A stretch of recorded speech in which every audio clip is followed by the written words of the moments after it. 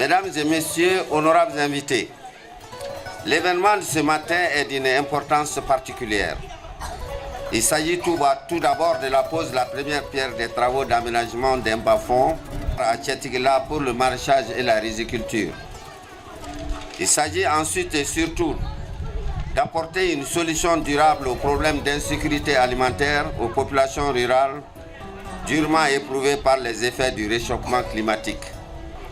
L'Agence d'aménagement des terres et de fourniture d'irrigation, ATI, dans la mise en œuvre de sa mission de réalisation d'aménagement hydro-agricole en vue d'accélérer le rythme d'augmentation des superficies irriguées en rapport avec les vastes potentiels d'aménagement du pays, s'est engagée dans la préparation des projets et programmes.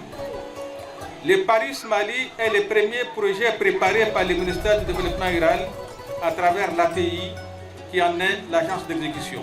Financé par la Banque mondiale pour un montant de 25 millions de dollars US, le Paris Mali comprend 3 composantes qui sont la composante A, modernisation des cadres institutionnels, la composante B, financement des solutions d'irrigation et la composante C, gestion des connaissances et coordination du projet.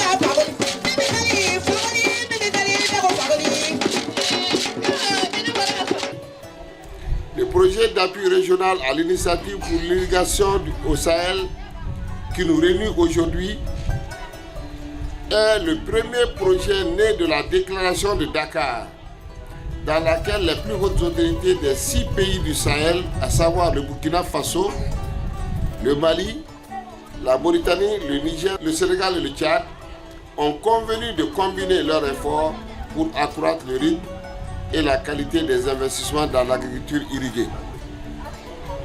Il est financé par le groupe de la Banque mondiale qui a alloué 170 millions de dollars US pour sa mise en œuvre dans les 6 pays. La part revenant au gouvernement de la République du Mali est de 25 millions de dollars US pour la mise en œuvre de Paris Mali. En raison du changement climatique, la nature devient de plus en plus hostile. Aux chasseresses récurrentes succèdent les inondations dévastatrices et meurtrières, les incendies de forêt, les fonds de glace, la montée des océans et autres catastrophes naturelles ne sont qu'une infime illustration de cette tragédie à laquelle nous assistons et dont nous sommes également victimes. Le tableau du Sahel dans ce contexte paraît encore plus sombre. Les hommes, le bétail, la flore et la faune se cherchent puisqu'ils sont menacés. Le seul moyen de survie reste les méthodes qui renforcent leur résilience face à cette horde de prédateurs. C'est pourquoi, au Sahel, nous pensons que l'agriculture doit être faite autrement. L'agriculture irriguée demeure la seule alternative viable pour l'exploitation des terres et assurer la sécurité alimentaire et nutritionnelle dans notre région.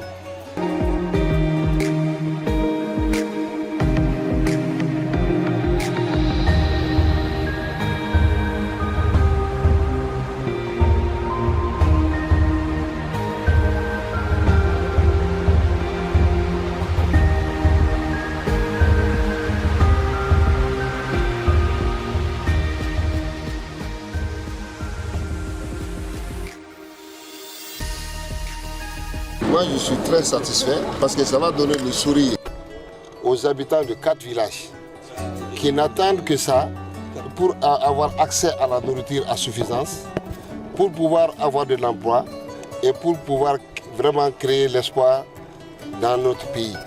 Donc, on ne peut que remercier le Paris pour avoir réalisé cette infrastructure. Parce que la période que nous traversons aujourd'hui se caractérise par ou bien des excès d'eau ou bien des manques d'eau. Tous les deux extrêmes-là ont des effets négatifs sur la production et la productivité. Ce barrage va constituer une réserve d'eau. Cette réserve d'eau va permettre aux populations de développer la riziculture, de pouvoir développer l'agriculture et l'élevage et la pêche, aussi faire de la culture maraîchère. On constate avant, lorsqu'il pleuvait, toutes les pluies qui arrivaient ici se déversaient dans le fleuve. Maintenant, le barrage va retenir cette eau et cette eau aussi va enrichir la nappe phréatique. Ça va aussi résoudre la question d'eau dans la zone. Je lance un appel, vous savez, c'est un ouvrage qui vient d'être réalisé. Tout investissement peut subir un amortissement. L'amortissement, pour que l'ouvrage puisse durer longtemps, il faudrait que la population accepte de payer les redevances en vue de pouvoir vraiment aménager l'ouvrage et le maintenir pendant longtemps.